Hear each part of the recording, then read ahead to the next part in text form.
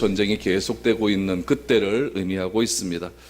기드온의 300명 군대를 가지고 미디안 사람 13만 5천 명의 군대를 이기는 놀라운 역사가 일어났습니다. 그리고 적군을 추격하는 과정 속에서 에브라임 지파가 와서 시비를 거는 일들이 있게 되었죠. 또 숫곳과 브누엘 사람들의 그런 배반의 아픔도 경험을 하게 되었습니다. 기드온의 군사들이 숫곳과 브누엘 사람들에게 떡과 물을 좀 달라라고 했을 때 자기 민족의 요청을 저버리는 그런 숫곳과 브누엘 사람들의 이기적인 모습도 보았습니다. 기드온은 분노했고 훗날 내가 너희를 반드시 징벌하겠다라고 하는 메시지를 남겨놓고 계속해서 미디안의 군대 왕을 쫓는 때, 그때가 바로 이때라는 이야기입니다. 오늘 이때에 어떤 일이 있었는가 10절부터 보시죠. 이때에 세바와 살문나가 갈골에 있는데 동방 사람의 모든 군대 중에 칼든 자가 12만이었고 그 남은 15,000명가량은 그들을 따라와서 거기에 있더라. 적군이 안심하고 있는 중에 기드온이 노바와 욕부와 동쪽 장막에 거주하는 자의 길로 올라가서 그 적진을 치니 세바와 살문나가 도망하는지라. 기드온이 그들의 뒤를 추격하여 미디안의 두 왕 세바와 살문나를 사로잡고 그 온 진영을 격파하니라. 여러분, 이때에 기드온의 군대가 어떤 결과를 냈는지가 등장을 하고 있습니다. 몇 명이 죽었습니까? 12만이 죽었다라고 말합니다. 이 12만 명을 누가 죽였습니까? 저들끼리 싸우다 죽었죠. 그렇죠? 저들끼리 싸우다 죽었습니다. 300명이 한 일은 무엇이었습니까? 항아리 깨 부수고 나팔 불고 횃불 지는 일밖에 없었는데 그 일을 통해서 12만 명들이 자기들끼리 싸우다 죽었다 그랬습니다. 그럼 몇 명 남았습니까? 15,000명 남은 겁니다. 그러니까 기드온의 300명 대 몇 명하고 싸운 겁니까? 13만 5천 명의 군대와 싸웠다라는 이야기죠. 그래서 12만 명은 죽었습니다. 자기들끼리 다 싸우다 죽고 몇 명이 남았냐면은 15,000명 가량이 지금 자신들의 왕을 쫓아서 어디로 가고 있냐면은 10절에 보니까 갈골에 가 있다라고 말합니다. 이 갈골이라고 하는 지역이 어디냐면은 요단강 동쪽에, 굉장히 요단강을 건너서 한 150km 동쪽으로 가 있는 그런 지점입니다. 그러니까 여기서부터 한 대전 정도 가는 거리죠. 그 정도 거리에 이 갈골이라고 하는 지역이 있는데, 이 갈골이라고 하는 지역에 지금 누가 숨어 있습니까? 지금 세바와 살문나, 미디안의 두 왕이 거기에 숨어 있다라고 말을 하고 있는 겁니다. 그러니까 굉장히 빨리 도망갔다는 것을 알 수가 있는 것이죠. 그 도망을 갔고 지금 그 도망가는 과정 가운데 누가 따라간 겁니까? 살아남은 15,000명의 군대가 살아남아서 지금 따라가고 있었다라고 말을 하고 있는 것입니다.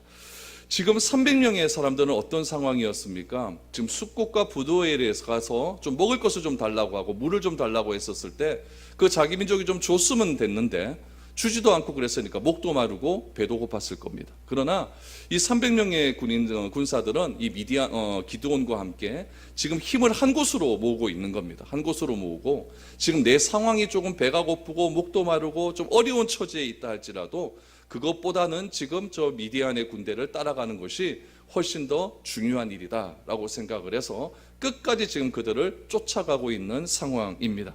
근데 특별히 우리가 여기서 좀 주의해서 보아야 될 구절이 하나 있습니다. 그것은 무엇이냐면은 11절 말씀을 다시 한번 보시기 바랍니다. 11절 말씀에 보니까 어떤 말씀이 나오냐면은 동쪽 장막에 거주하는 자의 길이라고 나옵니다. 동쪽 장막에 거주하는 자의 길.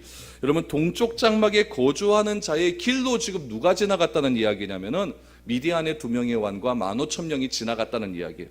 지나갔는데 그들의 마음 상태가 어떠했느냐? 11절 처음 보니까 적군이 어떠했다고요? 안심하고 있었다라는 이야기입니다. 아직까지 얘네들이 정신을 못 차리고 있는 거예요. 그리고 우리가 이 정도 도망가면은 우리까지는 안 따라오겠지라고 하는 그런 생각이 있었다는 이야기입니다. 그러면 여러분, 오늘 이 11절 말씀을 다시 한번 보시기를 바랍니다.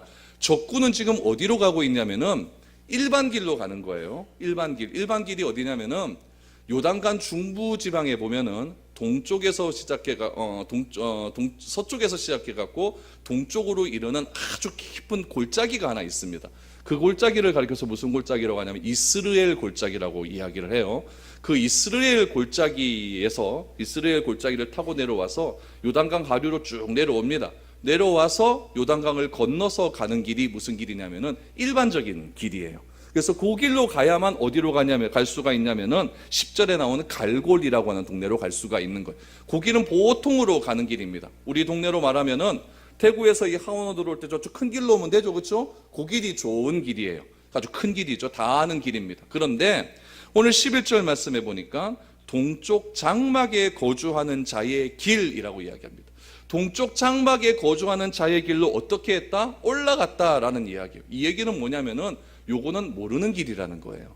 요거는 누가 다니는 길이었냐면은 그 당시에 유목민들이 다니는 그러한 길이었습니다. 유목민들이 양을 데리고 가서 이렇게 꼴을 먹이고 풀을 먹이는 그런 길이었어요. 그래서 이 길은 숲이 좀 많고 그렇기 때문에 보통 사람들은 이 길로 잘 안 다닙니다. 누가 다니냐면 유목민만 다니고 보통 사람들은 큰 길로 다닌다는 이야기예요. 그런데 이 지금 미디안 왕들은 지금 세바와 살문나는 이 큰 길로 가고 있으니까 항상 뒤에 누가 쫓아오나 경계병을 쓰고 그렇게 조심조심해서 그렇게 가니까 오늘 말씀의 11절에 보니까 안심하고 가는 겁니다.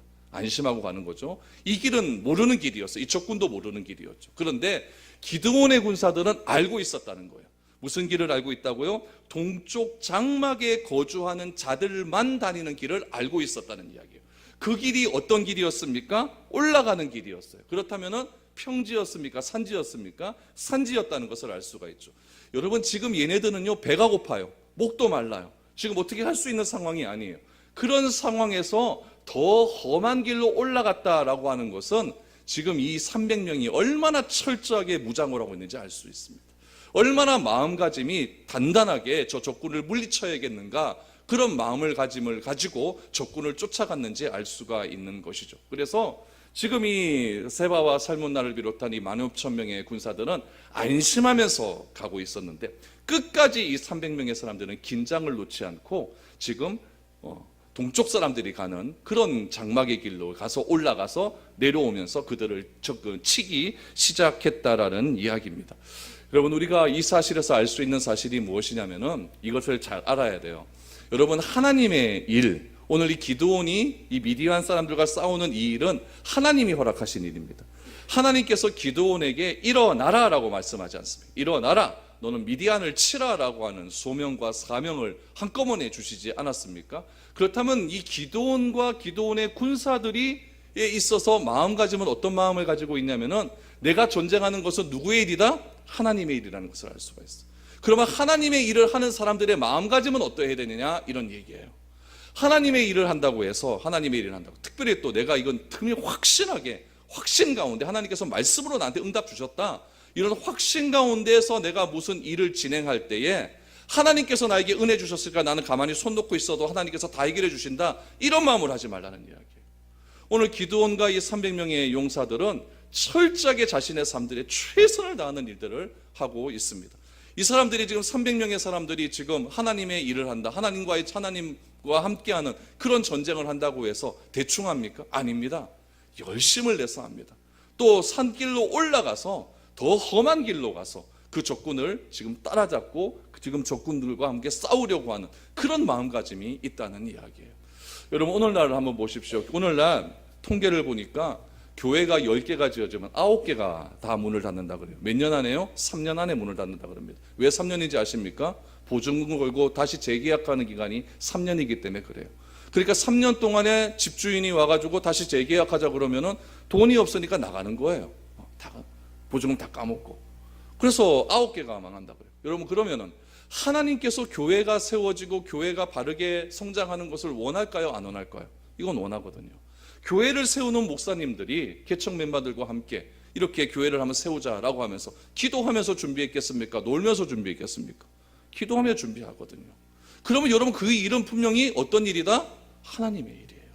그럼에도 불구하고 교회가 막 무너지는 일들이 일어나요. 또 하나님의 은혜 가운데서 어떻게 또 교회가 또 사람이 좀 모여서 또 성장을 하면서 또 어떻게 좀 잘 될 수가 있어요. 좀 잘 되다 보니까 이것도 하나님이라 일이라 그래갖고 자기 마음대로 하는 그런 경우가 있지 않습니까? 여러분, 하나님의 일이라고 해서 그냥 우리가 손 놓고 있어서는 안 된다는 이야기예요. 여러분들의 삶들 가운데도 그런 일들 얼마나 많습니까? 내가 무엇인가 결단하고 내가 무엇인가 확신을 가지고 기도하면서 하나님께서 나에게 마음을 주셨다, 말씀을 보니까 진짜 하나님께서 나에게 이런 그 말씀까지 허락해 주셨다. 이런 믿음을 가지고 여러분들이 무엇인가 결단을 하는 일이 있을 것 아닙니까? 그럼 그 결단을 하면서 여러분들이 그 일들을 행하며 나아갈 때 가만히 있으면 되겠습니까? 그렇지 않다는 이야기예요. 그런 결단이 있을수록 내 마음 가운데 하나님께서 확신을 주시고 그 일에 대한 믿음을 주시고 능력을 주셔서 내가 그 일을 하고자 마음을 먹었다라고 생각이 들면은 그때부터 더 기도하셔야 된다는 얘기예요. 그때부터 내가 어긋나지 않도록 더 하나님께 간절히 매달려야 된다는 이야기입니다.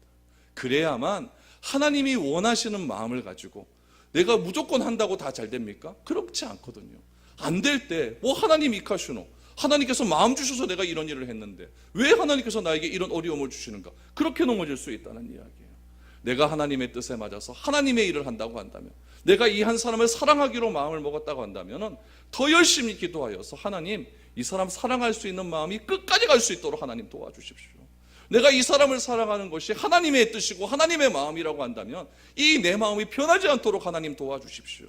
이런 마음으로 간절함으로 나아가야 된다는 이야기예요. 그렇지 않고 하나님께 뭔가 메시지 받고 하나님께서 마음을 주셨다고 해서 만짝 손 놓고 있으면서 하나님께서 다 해결해 주실 거다, 하나님의 마음 주셨으니까 하나님께서 모든 일 다 성취하게 해주실 거다, 하나님은 합력하여 선을 이루신다, 그렇게 말하지 않았느냐? 현재의 고난은 장차올 영광과 좋게 비교할 수 없다라고 그렇게 말하지 않았느냐? 자기 마음대로 말씀 쫙 끄집어내가지고 내 마음대로 다 끼워 맞추고 이런 식으로 해가지고 안 돼버리면 하나님 극하노, 하나님 원망하고 짜증내고 기도하면서 난리지기고 이런 일들이 우리 가운데 얼마나 많이 있습니까? 여러분, 하나님의 일을 한다 생각하시면 더 열심을 내시기 바랍니다. 더 말씀 보시고 더 기도하시면서 내가 할 수 있는 노력에 최선을 다할 때에 하나님께서 길도 열어주시고 혹시라도 안 될 때에 피할 길을 허락하여 주시어서 넉넉히 이기게 하는 그런 놀라운 은혜의 능력을 우리에게 더불어 주신다는 이야기입니다. 오늘 본문의 이 기드온의 300명 용사들도 틀림없이 그랬을 겁니다. 여러분, 숫국과 부두울에 가서 좀 도와달라고 그랬는데 안 도와줍니다. 얼마나 짜증이 납니까? 틀림없이 도와줄 것 같은데, 그 일은 분명히 하나님 일인 것 같은데 나한테 도움을 주는 사람들이 오히려 안 도와줍니다. 그랬을 때 얼마나 많은 사람들이 실족하고 넘어질 수 있는 가능성이 있었겠습니까? 그러나 그때일수록 그들은 더 단단하게 뭉쳐서 주신 사명에 모든 힘을 기울여서 나아갈 때에 하나님께서 적군들의 2명의 왕을 사로잡을 수 있는 그런 은혜를 허락하여 주셨다는 이야기입니다. 여러분, 결단하셨으면 그때부터 더 열심히 하나님을 붙드십시오. 그럴 때 하나님께서 우리의 적군, 우리가 추구하는 그런 목표지대로 안전하게 갈 수 있는 길을 열어주실 줄 믿습니다. 그런 일들이 우리 가운데 넘쳐날 때에 우리 미래로 교회가 더욱더 탄탄하게 하나님이 원하시는 방향으로 교회를 운행해 나갈 수 있는 겁니다. 어떻게 되었을까요? 여러분, 16절과 17절 말씀을 한번 보십시오. 그 성읍의 장로들을 붙잡아 들가시와 찔레로 숫곳 사람들을 징벌하고 분우엘 망대를 헐며 그 성읍 사람들을 죽이니라 라고 말합니다. 여러분, 결국 그 2명의 왕은 잡았습니까? 못 잡았습니까? 잡았어요. 잡고 나서 이제 되돌아오는 겁니다. 되돌아오는데 이 숫곳과 부두엘이 어디에 있냐면은 우리 원래 가는 길이 있다 그랬죠. 요단강 건너서 원래 가는 길이 있는데 요단강 건너서 바로 그 앞에 지역이 숫곳과 부두엘이라고 하는 그런 지역이 있는 거예요. 그러니까 오늘 이 말씀으로 보면은 이 사람들의 왕을 잡고 다시 지금 이스라엘로 되돌아오는 장면입니다. 되돌아오면서 부두엘과 숫곳을 들렸다는 이야기죠. 들렸는데 어떤 일이 있었느냐? 이 일을 위해서 숫곳 사람의 한 소년을 하나 잡게 됩니다. 한 소년을 잡아서 그 소년에게 이렇게 이야기하죠. 너희 숫곳 사람들 중에 장로님 이름 다 내라. 이 장로님이라는 건 이제 그 마을의 최고 어른들을 얘기하는 거죠. 그랬더니 77명의 장로님 명단을 딱 받게 됩니다. 그래서 이 77명의 장로님 명단을 가지고 숫곳 사람들 앞에 딱 세워놓습니다. 그리고 그 자리에서 그 사람들을 다 죽여버렸습니다. 그리고 부두엘 망대를 다 헐어버렸다라고 성경은 기록하고 있습니다. 여러분, 우리가 이 장면을 보면은 참 기드온이 너무한다라고 하는 생각이 들 수도 있습니다. 기드온이 그때 당시에 자기가 리더였는데 뭔가 딱 추진하려고 했는데 이곳에 가면 틀림없이 도와줄 거다라고 생각을 했는데 딱 들어갔더니 거부를 했어요. 그러면 얼마나 자기의 감정이 막 치밀어 오르겠습니까? 그런 마음이 있기 때문에 우리가 오늘 요 16절, 17절 말씀을 보면은 기드온이 자신의 감정을 앞세워서 죄 없는 사람에게 너무 무고하게 살인하며 보복한 것이 아닌가 이렇게 생각할 수가 있습니다. 그러나 이런 생각은 신약시대를 살아가는 우리들에게 귀한 교훈을 주기 위한 그런 메시지라는 것을 우리는 기억을 해야 됩니다. 우리가 주의해야 될 사람은 무엇이냐면 이처럼 이기적인 사람을 조심해야 된다는 것을 다시 한번 강조한다는 이야기입니다. 하나님을 믿는다고 하면서도 철저하게 이기적으로 사는 사람들이 교회 안에 얼마나 많이 있는지 모릅니다. 세상적인 방법으로 성공을 거둔 사람들이 있습니다. 그래서 높은 직위에 올라간 사람들이 있어요. 그런 사람들이 교회에 들어오면서 그 사람들이 세상의 직위를 똑같이 교회에서 행사하려고 하는 그런 이기적인 사람들이 교회에 있을 수가 있다라는 이야기입니다.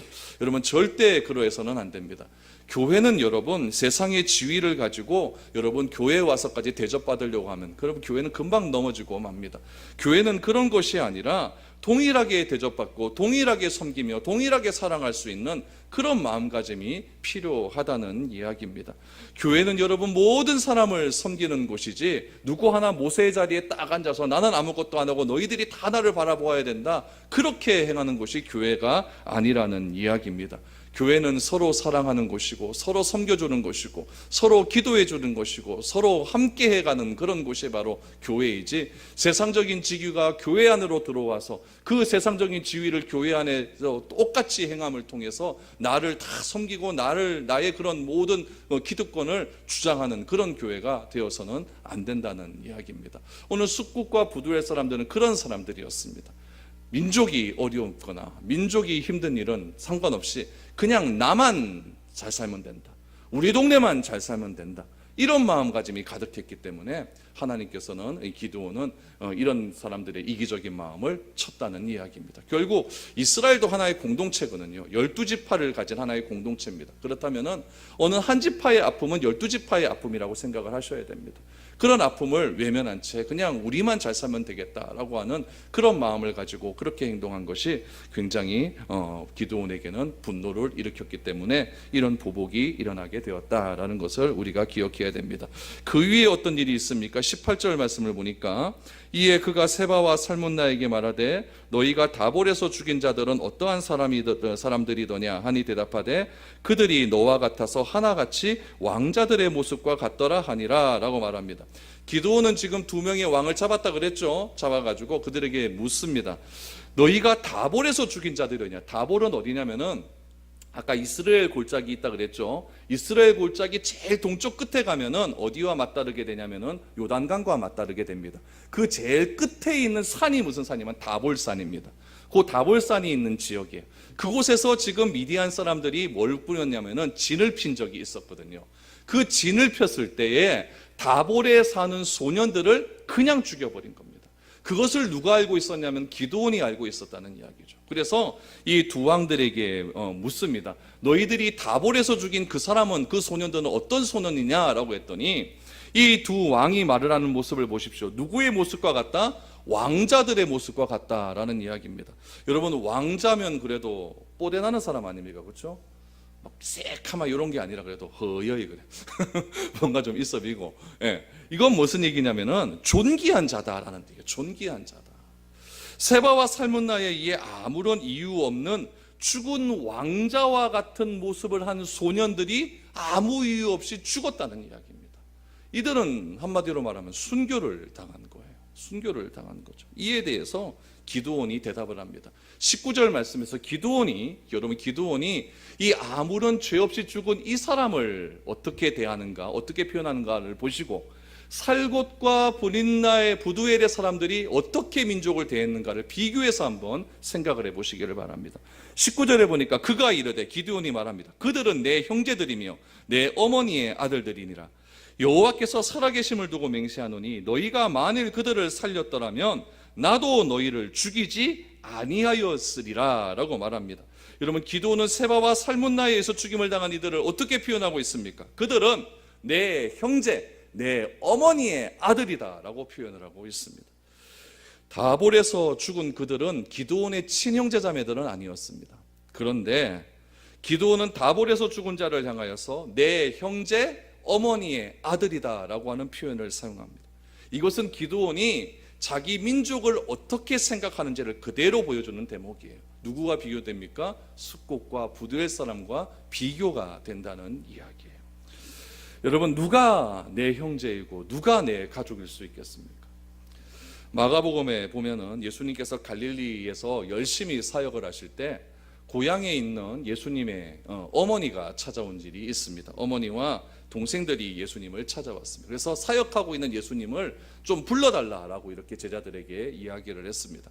제자들이 열심히 사역하고 있는 예수님께 가서 당신의 어머니와 동생들이 왔다라고 했더니 마가복음 3장 35절에서 무엇이라고 이야기하냐면 누가 내 어머니고 누가 내 형제냐라고 말합니다. 누가 내 어머니고 누가 내 형제냐.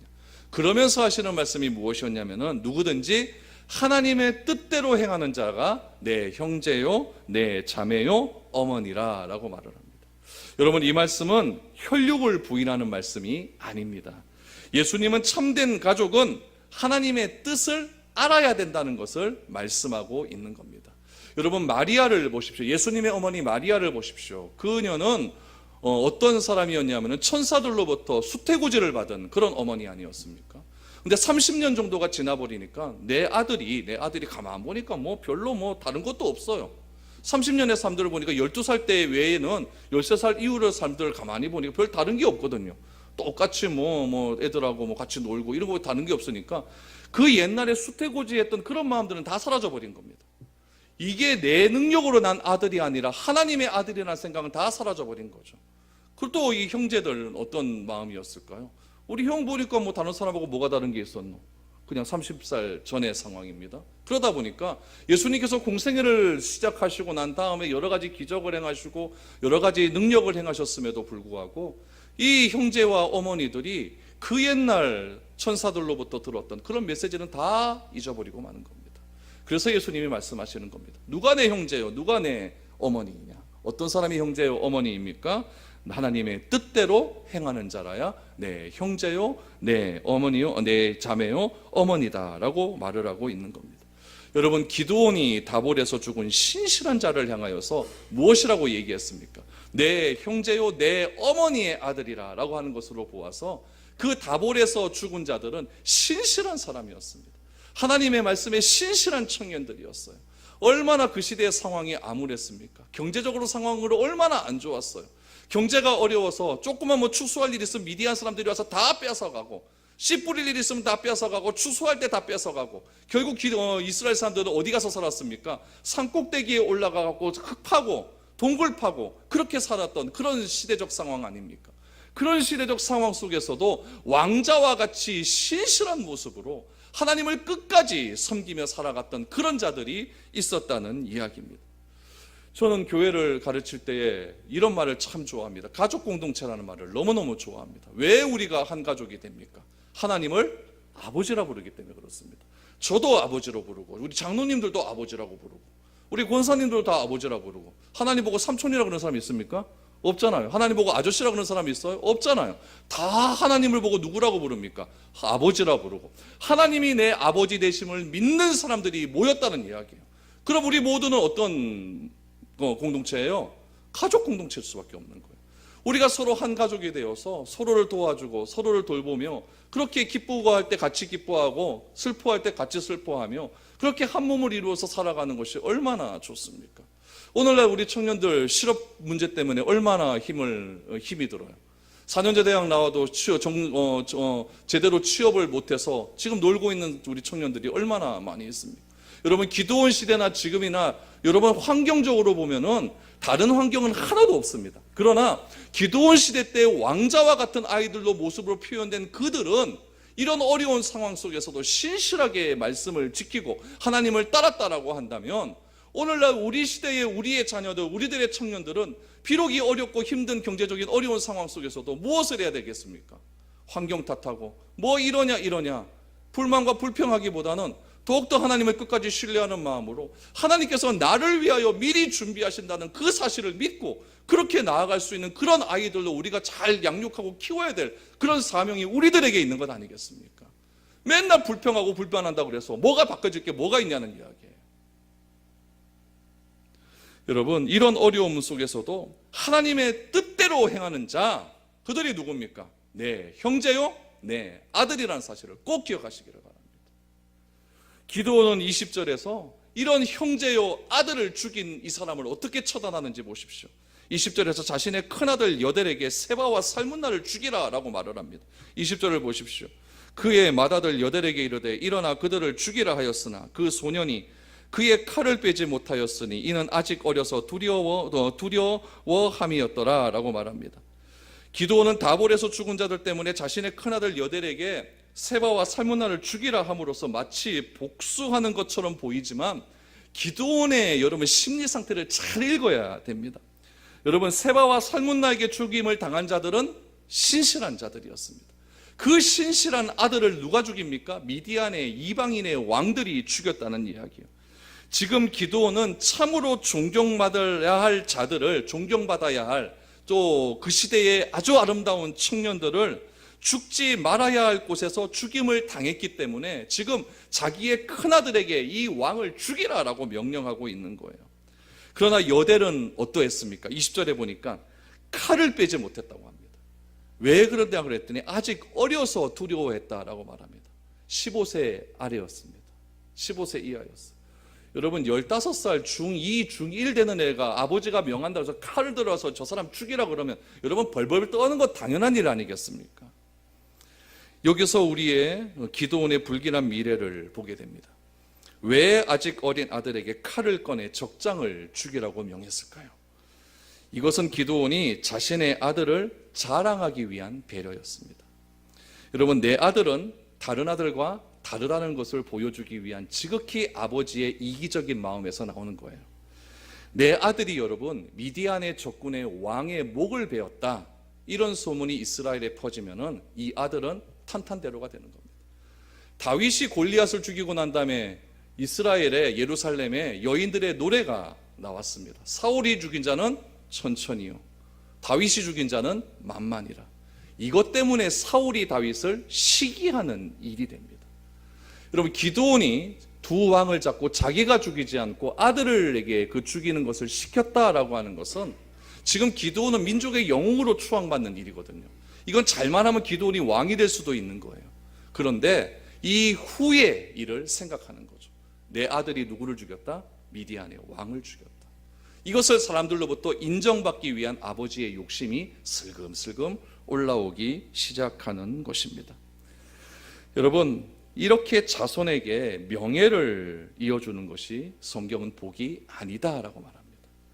성경은 참된 복은 영원히 하나님을 찬양하는 데 있다라고 말합니다. 영원이라는 것이 무엇이라고 그랬죠? 내 아들이 계속 이어진다는 것을 말하지 않았습니까? 영원히 하나님을 인정하고 영원히 하나님을 예배하는 자손이 이어지는 것이 복이다라고 그렇게 말을 하고 있습니다. 하나님이 누구인지 바로 알게 해주는 것이 아버지, 부모, 우리 교회가 자녀들에게 해야 할 일입니다. 자식이 아무리 귀하고 사랑스럽다 할지라도 하나님이 뜻하지 않는 것을 자식에게 주는 것은 부모로서 해야 할 일이 아니라는 이야기입니다. 말씀을 자녀에게 가르치고 그 말씀을 가르친 대로 부모가 먼저 실천하는 것을 자녀 앞에서 보여주는 것이야말로 신실된 부모로서의 모습이라는 겁니다. 기드온은 지금 자기 자녀에 대한 욕심이 갑자기 그 순간에 올라오기 시작하는 겁니다. 이 두 왕을 죽이라. 여러분, 그랬을 때 여러분 메시지가 어떻게 터져나갔을까요? 이건 이스라엘에서 난리가 난 메시지입니다. 15살 아래의 아가 정말 용감해서 적군의 왕의 목을 베었다? 이거는 여러분, 이 기드온 아들 여대는 그 목만 베었으면요 아주 그 사람의 기는요 쫙 퍼져 있는 겁니다. 그런데 이 아들이 그렇게 하지 못했다는 것이 기드온에게 있어서는 다행스러운 일이었습니다. 21절 보십시오. 세마와 살문나가 이르되 내가 일어나 우리를 치라. 사람이 어떠하면 그의 힘도 그러하니라 하니 기드온이 일어나 세바와 살문나를 죽이고 그들의 낙타목에 있던 초승달 장식을 떼어서 가지니라. 세바와 살문나가 결국 어린 소년에 의해서 자기의 목이 날아가는 것을 수치스럽게 생각을 한 겁니다. 그래서 어차피 우리 죽일 거면 저 소년에 의해서 죽이는 것이 아니라 네가 나의 목을 베라라고 말을 합니다. 그랬더니 기드온이 그 두 사람의 목을 뱁니다. 그리고 21절 하반절에 보니까 기드온은 그들의 낙타목에 있던 초승달 장식을 떼어서 기드온이 가져갔다라고 말합니다. 여러분, 초승달 장식은 그 당시에 미디안 사람들이 섬겼던 우상의 표본입니다. 그래서 고대 근동 아시아의 기록을 보면은 미디안 사람들은 월신을 섬겼다는 거죠. 월신, 달신 있죠. 달신을 섬겼기 때문에 그 달신 중에서 초승달 모양으로 금이나 은으로 만들어서 그렇게 가지고 다녔다라고 하는 그런 말이 있습니다. 그래서 시편에도 보면 여러분, 낮의 해가 우리를 상치하고 밤의 달이 우리를 해치지 않는다라고 하는 말은 뭐냐면은, 낮의 해라는 것은 이집트의 신이 라 신 아닙니까? 해의 신입니다. 밤의 달 그러면 동쪽에 있는 미디안을 비롯한 바벨론과 아수르의 신이 해의 신입니다. 그러니까 낮의 해와 밤의 달이 우리를 해치지 않는다라고 하는 것은 이집트의 공격과 저쪽 동쪽에 있는 이방 민족의 공격에서 하나님께서 우리를 돌보아 주시기 위한 그런 아름다운 신앙의 고백이라는 것을 알 수가 있는 것이죠. 그래서 그 당시에 기드온이 이거를 빼가서 우상을 숭배했다 이런 얘기도 많이 있는데, 그것보다는 그 당시에 어떤 문화적인 습성이 있었냐면은, 적군들과 싸워서 이기게 되면 그 적군들이 가지고 있는 모든 귀중품들은 다 전리품으로 승리한 팀이 가져가게 됩니다. 그런 의미로 이렇게 금장식을 가져가게 되었다는 이야기죠. 결론을 한번 내려보겠습니다. 기드온에게 자식의 욕심이 있었다 할지라도 기드온은 이후에 어떻게 했느냐, 미디안과의 싸움에서도 승리한 후에 변절되지 않았음을 보게 됩니다. 그는 왕이 되려 하거나 300명의 군대를 더 큰 조직으로 확장시키려고 하는 그런 생각도 다 버렸습니다. 그 이유는 무엇이냐면, 기드온은 이거는 알고 있었습니다. 사사시대 때의 진정한 왕은 하나님이다라는 사실을 알고 있었습니다. 여러분, 이 정도로 여러분 영웅시 되면은요, 자기가 왕이 되어도 아무런 문제가 없습니다. 지금까지 상황은 이랬다라는 이야기예요. 기드온의 군대는 끝까지 여러분 300명, 3,000명, 3만 명이 아니라 끝까지 300명이었습니다. 이 300명이 미디안 사람을 면하는데 끝까지 헌신한 사람이었습니다. 그들은 에브라임 사람들의 분노에도 넘어가지 않고 숫곳과 분우엘 사람들의 조롱이나 무관심에도 서운해하거나 감정 상하지 않았습니다. 그들은 굶주린 상태에서도 끝까지 적을 추격해 뿌리를 뽑았습니다. 여러분, 아무리 소수의 힘이라도 할지라도 바른 목표를 향해 달려가면 하나님의 역사는 반드시 일어난다는 것을 우리는 꼭 기억해야 됩니다. 불평과 불만의 소리를 내는 에브라임 지파의 어리석음이 우리 교회 안에서 떠나갈 수 있기를 소망합니다.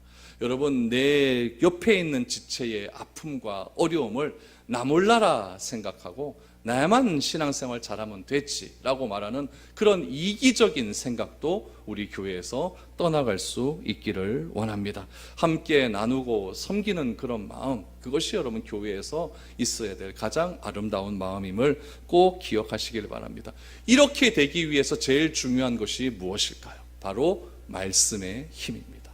다른 것에 집중하지 마시고 말씀에 집중하셔서 그 말씀대로만 살면은 우리는 불평과 불만에서 자유할 수 있을 것이고, 또한 다른 사람을 더욱더 사랑하고 배려하는 일에 더욱더 열심을 낼 수 있는 그런 아름다운 교회가 될 수 있을 것입니다. 최후 승리 얻기까지 주의 십자가 자랑하시고, 최후 승리 얻기까지 주의 말씀 생각하시고, 주의 말씀을 자랑할 수 있는 그런 아름다운 교회 공동체가 될 수 있기를 주님의 이름으로 축복드립니다. 기도드리겠습니다.